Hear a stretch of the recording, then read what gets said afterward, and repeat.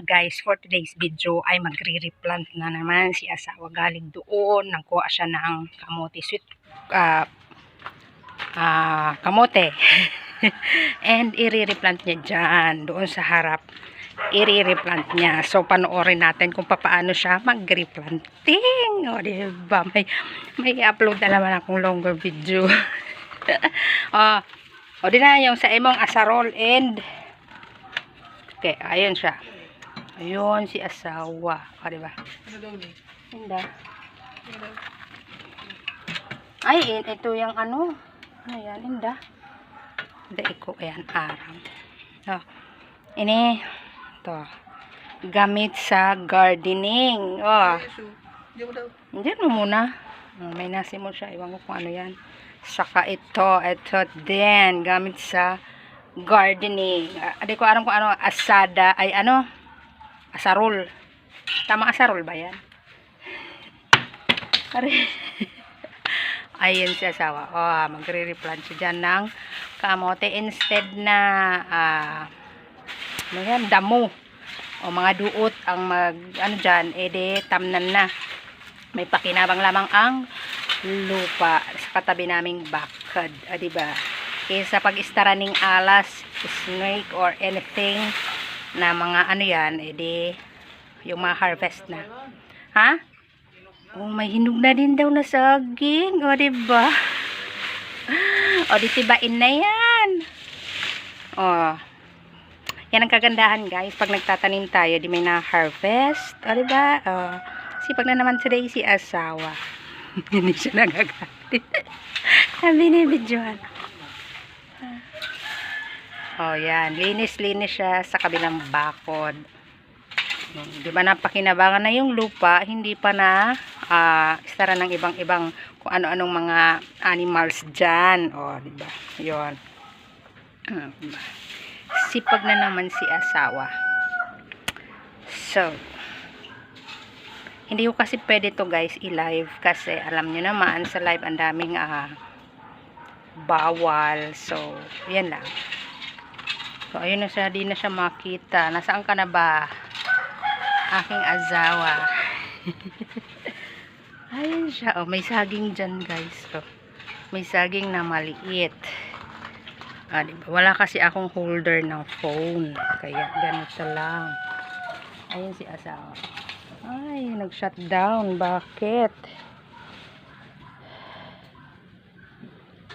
Nag-shutdown ang aking cellphone. O, diba? Naputol-tuloy. Ayan. So, ayan si asawa. Naglilinis ng kabilang bakod. Sabi ko nga tamnan ng kamuting kahoy. O, diba? Kasi yung kamuting kahoy, hindi ka nadidilig-dilig pa. Kaya ng ano, kamote din. Sweet kamote. Sweet, potato. Yan. Actually, ang daming saging dito guys. Kami ang may tatlo kaming variety sa tanim na saging. Isang saba at isa yung ano yun, hindi ko alam. Basta yung may buto baga sa gitna. Yung may buto sa gitna guys, every 6 months nag-harvest kami. Basta sa isang taon 2 beses. Madaming tumutubo, madaming nagsasaringsing ng mga saging. Nakailang saging na kaming tiba doon. Kaya minsan nag-overripe yun, binabaduya, ginagawang pancake. Diba? Para may merienda. Yan. Yan ang pantanim niya. May kamuting kahoy, may kamote. So, yan lamang muna ang ating itatanim. Actually, may mga buto pa ako dyan ng ning seeds, ning pantanim. Yung anong tawag nun? Patola. O, diba? Patola kasi. Patolera, patol. Patula ka ba ganyan eh? Kaya nga, dapat nun, may kawayan. Saka na, itanim mo muna yan. Say hi. Seryoso si asawa. Tangaling tapat guys. Tanghaling tapat. Pa-planting siya. Di ba, pang-upload na naman ako. Wala na tong edit guys. Paka ano ko nito, upload na agad. Ano na.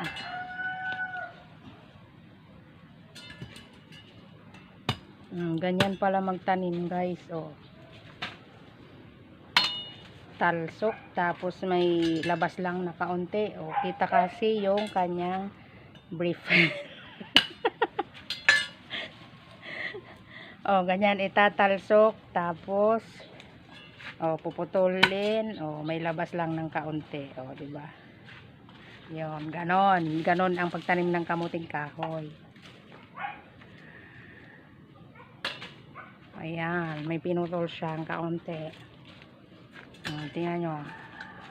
Hindi kasi nakatalikod, di ba? Seryoso sila sa kanyang pagtatanim.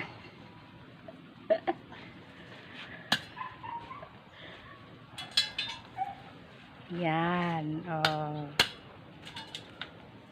And then pag nag-ano na siya guys, update ko kayo pag tumubo na, may lumabas ng dahon. Ipapakita ko sa inyo kumusta yung ating tanim.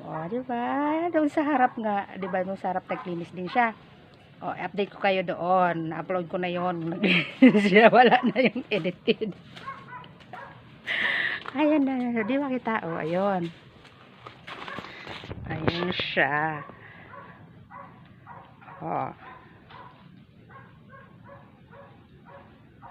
Kamuting kahoy pa lang tinatanim niya.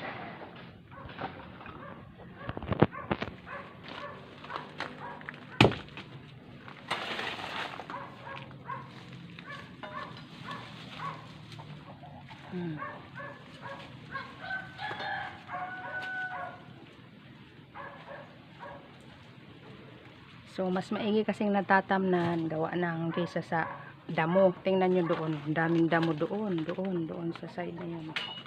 Doon, ang daming damo. So instead na damo ang tumubo, ang lumaki, or ano yan, mas maigi na yung na-harvest natin at napapakinabangan, diba? Actually, nagpaalam naman siya sa may-ari nitong lupa dito sa kabilang side namin, sa kabilang compound, dito sa kabila.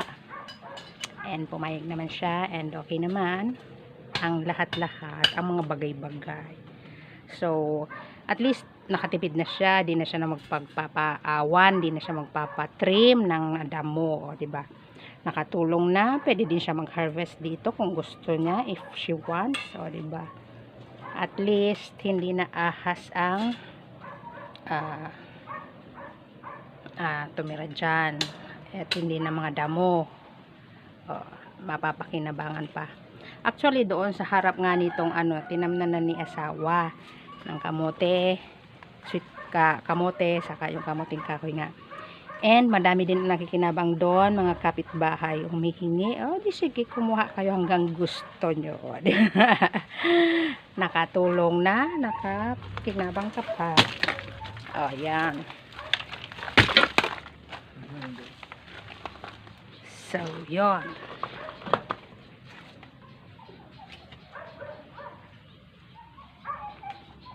So, mahaba na masyado guys. So, putulin na muna natin. And salamat sa panonood. Bye! Thank you for watching. Update ko na lang kayo sa susunod na video. And abang-abang. Bye!